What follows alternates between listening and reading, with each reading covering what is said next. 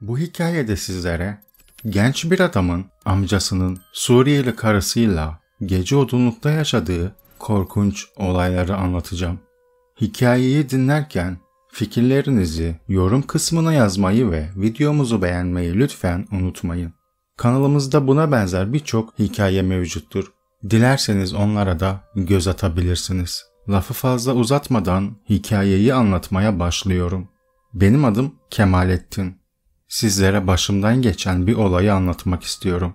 Bu olay yıllar önce yaşandı. O zamanlar 25 yaşlarında kanı hızlı akan bir delikanlıydım. Köyde yaşıyorduk. Anne, baba, hala, amca, babaanne hepimiz aynı köyde yaşıyorduk. Benim babam 2 erkek kardeşler. Amcam babamdan 7 yaş küçük. Amcam o zamanlarda 50 yaşındaydı. Hayvancılıkla uğraşıyordu. Amcamın eşi yani yengem genç yaşında rahmetli olunca amcam bir başına kaldı. Evli 2 tane kızı vardı. Onlar da başka şehire gelin gitmişlerdi. Babaannem de yaşlı olduğu için amcamla ilgilenemiyordu. O dönemlerde Suriye'de savaş yeni çıkmış, ülkemize de akın akın Suriyeli göçmenler geliyordu. Gel zaman git zaman amcamın danalarını sattığı kasabın vasıtasıyla bir Suriyeli kadınla tanışmış. Bu kadının kimi kimsesi yokmuş. Savaştan akrabalarıyla kaçıp ülkemize gelmişler. Annesi ve babası kaçamadan Suriye'de vefat etmiş. Amcam bir akşam bize geldi. Bu durumu babama anlattı. Allah var, babam karşı gelmedi. Bir de anana danış. Suriyeli gelin ister mi falan diye amcama takılmıştı. Haydi kalkın, anamgile gidelim, orada konuşalım dedi. Biz cümbür cemaat babaannemlerin evine gittik. Evler zaten birbirine yakındı. Bu arada bizler yaşadığımız bölge dolayısıyla Arapça bilen insanlarız. Hatta günlük hayatımızda bile Arapça, Türkçe ayırt etmeksizin konuşuruz. Babaannemlere geldiğimizde babam konuyu açtı. Babaannem karşı gelse de dedem olumlu yaklaştı. Bu adamın kahrını anca Arap çeker, evlensin gitsin dedi. Babaannem ise kızlarından izin almadan bu evlilik işini sakın yapma, onların da rızasını al dedi.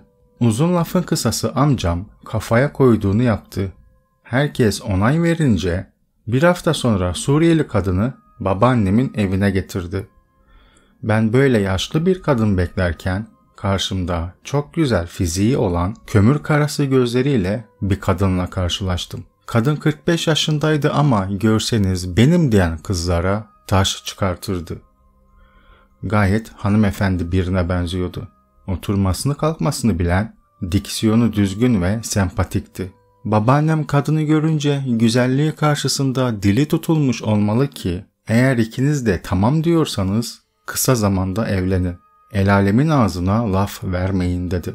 1 ay içinde evlendiler. Amcamın kızları da geldi Suriyeli cici annelerinin düğününe. Ama Suriyeli kadın o kadar sıcakkanlıydı ki kızlarını kafalaması ve kendini sevdirmesi zor olmadı. Aslında bu kadın tüm ailesini savaşta kaybetmesine rağmen dimdik ayakta duruşu takdire şayandı. Söylemeyi unuttum. Kusura bakmayın. 2 çocuğu ve kocası da savaşırken ölmüşler. Cenazelerini gömer gömmez kaçıp ülkemize gelmiş. Hakkında birçok şey anlattı. Yemin ederim oturup ağlamıştım. Gel zaman git zaman bu Suriyeli kadın hepimizi şaşırtmaya devam ediyordu. Amcama yardım ediyor, tarlada çalışıyor, hayvanların altını temizliyor, tandırda ekmek bile yapıyordu. Hamarat bir kadındı. Tüm aile onu benimsedi, bağrına bastı. Ben o dönemlerde har vurup harman savuran, kimseyi umursamayan, alkol içen bir adamdım. Yaz havası olduğu için köyün en yüksek tepesine çıktım bir akşam. Bira şişelerimi aldım, demlenmeye başladım. Gece yarılarına kadar içtim. Bulunduğum yerde aydınlatma olmadığı için her yer zifiri karanlıktı. Etraftan topladığım çalı çırpıyla ateş yaktım. Demlenmeye devam ettim. Kafam güzel olmuştu. Sonra birdenbire çalılık olan bölgeden sesler gelmeye başladı. Yılan ya da kaplumbağadır deyip umursamadım. Sonra sanki kıkırdama sesleri gelmeye başladı. Korktum. Çünkü bizim köyde eski zamanlarda böyle cin olayları çok fazla yaşanırmış.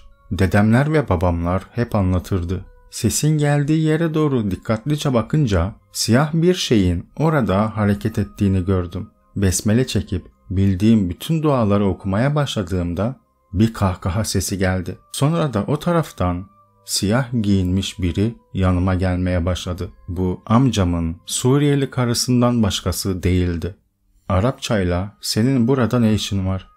Gecenin bu saatinde amcam seni burada görürse dünyayı kaldırır indirir. Hele ki bu saatte seni benim yanımda yabancı biri görse kendimizi asla açıklayamayız" dedim. Suriyeli kadın ise "Sen o kafanı yorma. Burada bizi, özellikle de beni kimse göremez. Sen içki mi içiyorsun?" dedi. Yanıma sokuldu. Sonra da elimden içki şişesini aldı. Ateşin üzerine atınca yanan ateş alev topu gibi yükseldi. Sonra da bu kadın bir anda ortadan kayboldu. Böyle bir durum karşısında arkama bile bakmadan oradan nasıl kaçtım inanın size anlatamam. Nefes nefese eve vardım. Elimi yüzümü yıkadım. Bahçede oturup ayıkmaya çalıştım. O sırada babam uyanmış. Beni bahçede görünce yanıma geldi. "Hayırdır, eve bu saatte mi geliyorsun? Yine leş gibi kokuyorsun. Geç uyu" dedi. Ben ise babama yaşadıklarımı anlattım. Ama amcamın Suriyeli karısı detayını anlatmamıştım. Başka bir varlık gördüğümü söyledim. Babam ise "Bir gün çarpılırsan şaşırma. 1000 defa dedim sana içme şu zıkkımı diye. Issız yerlere tek başına gitme diye 1000 kere söyledim. Ama dinleyen kim?" dedi. Aradan birkaç gün geçti. Amcamın yanına gittim bir akşam. Suriyeli karısı beni görünce hemen yemek hazırladı. Alttan bakıyor, beni süzüyordu. Anlam veremiyordum. Yoksa o gece gerçekten de yanıma gelen kendisi miydi diye düşünmeye başlamıştım. Sonra da bana "Sen iyi değilsin. Geceleri tek başına gezdiğini duydum. Bunu sakın yapma" dedi. Böyle deyince şüphelerim daha da arttı. Yemek bile yemeden kalktım, eve gittim. Direkt odama geçtim, uyudum. Sabah erken işe gidecektim.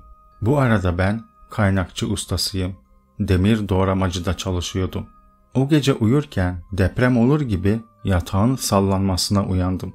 Panikle gözlerimi açtığımda korkudan bayılacaktım. Çünkü amcamın Suriyeli karısı benimle aynı yatakta yanımda yatıyordu. Göz göze geldik. Ben hemen doğrulmak istedim ama sanki elim ayağım tutulmuştu. Kendimi oynatamıyordum. Sonra Arapçayla "Burada ne işin var?" dedim. O ise "Artık beraberiz. Bundan sonra beni sık sık göreceksin" dedi. Yanağımdan öptü. Kalkıp gitti. O gidince sanki vücudum çözüldü. Hemen yataktan kalktım. Evin içinde onu aramaya başladım. Ama yer yarıldı, içine girdi sanki. Nereye bakındıysam onu bulamadım. Evden dışarıya çıkması da imkansızdı. Çünkü dış kapı hiç açılmamıştı. Kilitliydi. Çıkmış olsaydı kilit açık olurdu. Bu olanlara anlam veremiyordum. Uyumadan sabah olmasını bekledim. Sonra işe gittim. Ama bir sürprizle karşılaştım. Patronum beni işten çıkardığını söyledi. Arkama baka baka eve geri geldim. Sadece o değil. O zamanlar köyde sevdiğim ve anlaştığım bir kız vardı. Onu da bugün istemeye geleceklerini öğrendim. Ailecek tanıştığımız için evlerine gitmek istedim ama annem bana engel oldu. "O kızdan sana hayır gelmez. Seni sevseydi bugün onu istemeye gelmezlerdi" dedi. Benim anlamadığım konu, ne ara tanıştı da istemeye geldiler. Aldatıldığımı hissettim. Vardır bunda da bir hayır deyip kendi yoluma bakmaya karar verdim. Birkaç gün sonra her şey normal şekilde ilerledi. Ama sevdiğim kızın bana vurduğu darbeyi unutmak için yine alkolleri alıp köyün en tepesine çıktım. Karanlıkta içmeye başladım. Hem içiyor hem küfür ediyor, şansıma ve kaderime lanet okuyordum. Saatlerce içtim. Saat gece yarısını çoktan geçmişti. Ben zil zurna sarhoş olmuştum. Tek hatırladığım bir kadının bana arkadan sarılmasıydı. Bu amcamın Suriyeli karısıydı. Boynumu öpüyor, resmen beni tahrik ediyordu. Sonra ne olduysa onunla orada beraber oldum. Sonrasını hatırlamıyorum. Gözümü açtığımda güneş tepemdeydi. Sızıp kalmışım. Hemen toparlandım.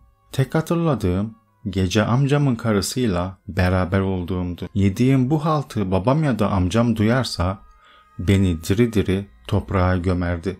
Eve gittim.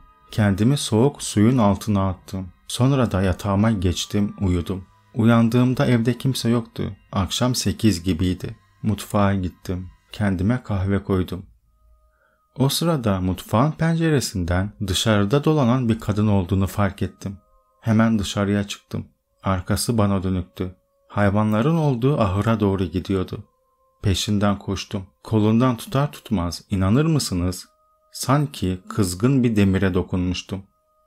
Avucumun içi alev alev yanınca kendimi geriye attım. Ama bu kadın beni tuttuğu gibi ahırın içine soktu. Bana saldırmaya, vurmaya, beni kirlettin, bana sahip oldun deyip beni tartaklamaya başladı. Sonra da ahırdaki tırmığı eline aldığı gibi tam bana vuracakken öyle bir çığlık attım ki tek hatırladığım şey babamın beni tokatlayıp kendine gel demesiydi. Etrafıma baktığımda ahırın içindeydim. Hemen toplandım, dışarıya çıktım. Babam peşimden geldi. İyi misin oğlum? Ne oldu gibisinden sorular sordu. Ama anlatmadım. Odama geçtim. Kapıyı kilitledim, uyudum. Bu yaşadığım şeylere anlam veremiyordum. Sabah olur olmaz amcamın evine gittim. Amcam bu saatlerde evde olmazdı. Bahçe kapısından içeriye girdiğimde Suriyeli kadını gördüm. Ahırın önünde duruyordu. Göz göze geldik. Yanına gittim. Arapçayla sen ne yaptığını zannediyorsun? Tıpkı bir şeytan gibi etrafımda dolaşıyorsun. Beni adım adım takip ediyorsun. Beni ailemle düşman etme. O gece yaşananları unut. Sen de rahat et, ben de rahat edeyim. Bundan sonra karşıma çıkma. Yoksa gözümü karartırım, her şeyi amcama anlatırım dedim. Kadın ise sadece gözlerime bakıyor, tek kelime bile etmiyordu. Ben oradan ayrılacakken evin kapısı açıldı. Amcamın Suriyeli karısı evden çıktı. Bana seslendi. Arapçayla gel biraz oturalım dedi. Ama beni görseniz mal gibi kala kalmıştım. Bir evin kapısına bakıyordum, bir de ahırın olduğu yere. Yani 30 saniyede ben daha bahçeden çıkmamışken nasıl olur da bu Allah'ın Suriyelisi eve girer de kapıyı açıp bana seslenebilirdi ki? Olduğum yere çöktüm. Amcamın karısı dışarıya çıktı. Bahçedeki kanepeye oturdu. Beni de yanına çağırdı. Tereddüt ederek yanına gittim. Konuşmaya başladı. Ne yaşadığını biliyorum ama emin ol, sana görünen kişi ben değilim. Allah seni inandırsın. Sana benim suretimde görünüyor. Sana musallat olan kafir bir dişi cin senin aklını çeliyor. Bu durumdan kimseye bahsetme. Eğer ikimizden başkası bilirse bu sefer sana en korkunç suretinde görünür. Kafayı yersin. Yarın gece buraya gel. Bu işi kimsenin haberi olmadan çözeceğiz dedi. Sonra da şimdi evine git. Bir daha sana görünürse sakın onunla konuşma, iletişim kurma dedi. Ben sadece kafa salladım. Kalktım gittim. Bu söylediklerinin karşısında ona verecek cevap bulamıyordum. Eve gittiğimde vurdum kafayı, uyudum. Gece saatlerinde uyku ve uyanıklık arasında kulağımdaki nefes sesiyle uyandım. Ama vücudum nasıl titremeye başladığı tarif bile edemem. Başımı kaldırıp arkama baktığımda Suriyeli kadını gördüm. Ayakta duruyordu. Üzerinde kıpkırmızı bir elbise vardı. Ama içi resmen görünüyordu. Sonra kırmızı elbisesini çıkardı. Anadan üreyen yatağıma girdi. Üzerime çıkıp oturdu. Eğilip nefesini boynuma vermeye başladı. Resmen boynumu yalıyordu. Ardından burnuma pis kokular gelmeye başladı. Yüzüme salya gibi sıvılar akıyordu. Gözlerimi açıp onunla göz göze geldiğimde aklımı kaybedecektim. Yüzü gözü yara bere içerisinde, o bembeyaz vücudu çürümüş cesete dönmüştü. Arapçayla bana, o Arap karının yanına gidersen seni amcana öldürtürüm dedi. Gözlerini gözlerime dikti. İçine bak dedi. Kıpkırmızı gözlerinin içinde size yemin ederim kendimi ve amcamı gördüm. Amcam beni resmen bıçakla kıyma gibi doğruyordu. Bağırmak istiyordum ama başaramıyordum. Sonra bir anda kalktı üzerimden. Duvarın içerisinden çıktı gitti. Gitti ama odanın içine hapsolan o pis koku gitmemişti. Odada ne kadar koku varsa hepsini odaya sıktım. Artık onun bir cin olduğunu biliyordum. Sabah olunca kahvaltıya diye amcamın yanına gittim. Amcamla Suriyeli karısı bahçede oturuyordu. Kahvaltı yapmak üzerelerdi. Amcamın karısı beni görünce "Hoş geldin" dedi. Bir sandalye çekti. Beraber kahvaltı yaptık. Amcamla sohbet ettik. Ama karısının yüzüne bakamıyordum. Sonra amcamla tarlaya gittik. Oradan da eve geçtim. Bu gece amcamın karısının dediğini yapıp oraya gitmek ve gitmemek arasındaydım. O kadar korkuyordum ki anlatamam. Gece saat 2'ye geldi. Herkes uyurken evden çıkıp köylülere de görünmemeye çalışarak amcamın evinin yolunu tuttum. Amcamla bizim ev arasında 300 metre kadar mesafe var. Son 50 metresi patika yol. Sağlı sollu portakal ağaçlarının arasından ilerlerken karanlıkta karşımdan birinin geldiğini gördüm. Hemen kendimi yandaki tarlaya attım. Bir ağacın arkasında gizlendim. Çok geçmedi. Omuzuma dokunan bir el hissettim. "Bu saatte ne işin var burada?" dedi. Bu amcamın sesiydi. Arkamı döndüm. Ne diyeceğimi, ne cevap vereceğimi bilemedim. Karşısında tir tir titrerken karanlığın içinden amcamın Suriyeli karısının dua ede ede geldiğini gördüm. Sonra amcam sandığım varlık bir anda sanki uçarak gözden kayboldu. Amcamın Suriyeli karısı "Korkma, hadi gel" dedi Arapçayla. Öyle şeyler yaşıyordum ki hangisi gerçekti, hangisi hayaldi. Hemen patika yola çıktım. Amcamın evine gittim. Suriyeli karısı odunluğa doğru gitti. Bana da gelmemi işaret etti. Tereddüt ederek odunluğa girdim. Ama korkumdan sırtımı ona dönmüyordum. Sonra amcamın karısının lanetlenmiş şeytandan Allah'a sığınırım diye dua etmeye başlamasıyla içime bir huzur geldi. "Korkma, ben gerçeğim. Bu yaşanılan her şey bu gece son bulacak.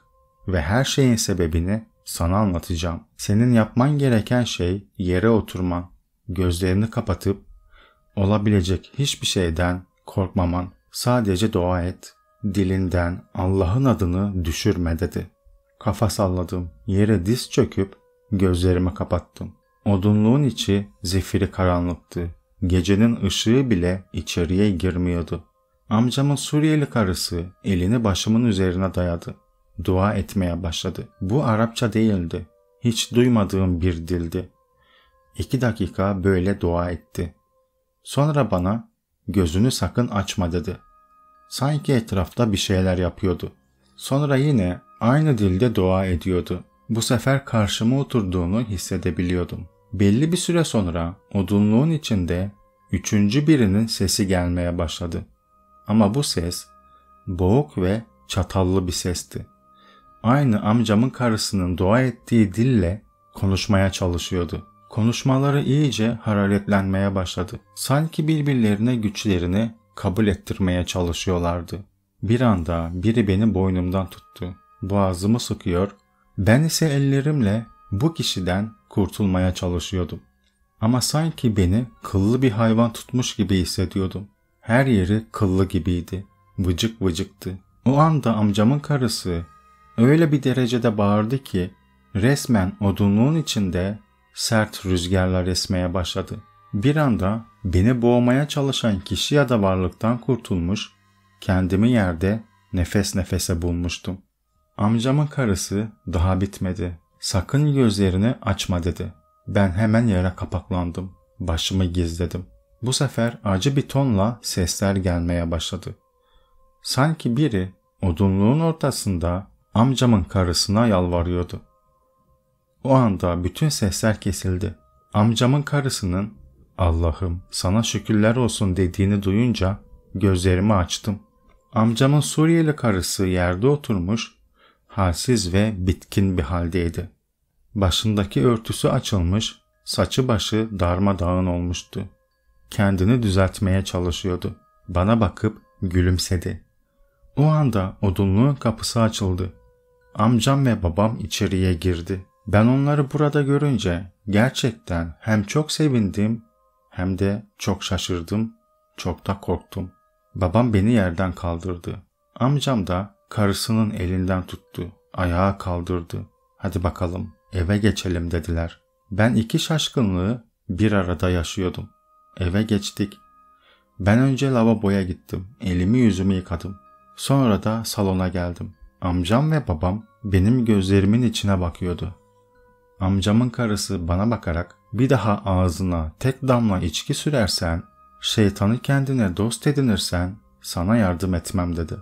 Sonra da devam etti. Sen o karanlık tepelerde içki zıkkımlanırken tam da onların bulunduğu yerde olduğunun farkında değildin. Sen onları görmesen de arkadaşlık etmişler. İçlerinden birisi sana aşık olmuş, seni beğenmiş, bedenine ve sana sahip olmak istemiş. Etrafında, sağında solunda kim varsa senden uzak tutmak istemiş. Karşındaki insanları, özellikle de sevdiğin kızı senden soğutmuş. Sana benim kılığımdan görünüp ondan korkmamanı istemiş. Ama bu iş o kadar büyüdü ki bana kadar geldi. Her gece senin kılığında bana göründü. Benim aklımı seninle bulandırdı. Gönlümü sana kaydırmaya çalıştı. Eğer bunu başarsaydı ve seni de beni de bu duruma inandırabilseydi sana daha da rahat yaklaşacaktı. Ailemiz içerisine fitne sokacaktı. Ama unuttuğu bir şey vardı. Benim onlardan ne kadar güçlü biri olduğumu bilmiyordu. Eğer bilseydi asla benim kılığıma girmeyi denemezdi bile. Ama artık bitti. Bir daha değil sana, bu köyden hiçbir Allah'ın kuluna bulaşamaz. Ayrıca sevdiğin kızın da gönlünü kaydırdığı adam ondan vazgeçecek. Tamamen bu lanetlinin yaptığı bir durum yüzünden sevdiğin kız senden vazgeçti. Bana sorarsan sana geri dönmek isterse ona bir şans daha vermeni öneririm dedi. Sonra da geçmiş olsun. Bundan sonrası sende. Ben üzerime düşeni yaptım deyip müsaade istedi. Odasına gitti. Odasına gittikten sonra amcamla göz göze geldim. Ne oluyor amca gibisinden bakış attım. Amcamın anlattığına göre Suriyeli karısı aslında ilim sahibi ve bu işler üzerine eğitim alan, Suriye'de bu konularda eğitim veren ve bu tarz olaylar yaşayan insanlara yardım eden bir kadınmış. Amcam aslında onun bu kadar ilim sahibi biri olduğunu biliyormuş ama bizlere açıklama gereği duymamış. Olaylar yeni başladığında amcamı bir köşeye çekmiş, her şeyi anlatmış. Bana cinlerin musallat olduğunu, kendisi kılığında bana, benim kılığımda ona göründüğünü söylemiş. İzin verirse yardım etmek istediğini söylemiş. Amcam da durumları babama anlatmış. Yani anlayacağınız amcamın da babamın da karısının da her şeyden haberi varmış. Odunlukta buluşacağımızdan, orada bu işi halledeceğinden hep haberleri varmış. Ben hayatım boyunca in nedir, cin nedir bilmem. Dedelerimin anlattıkları kadar bilirdim. Ama başa gelince kötü bir deneyim sahibi oldum. İçkiyi bıraktım. Allah yolunda ilerlemeye karar verdim. Sevdiğim kıza gelecek olursak. Birkaç gün sonra Suriyeli yengem ve annem onların evine gitti. Suriyeli yengem fırsatını bulup kızla baş başa konuşmuş.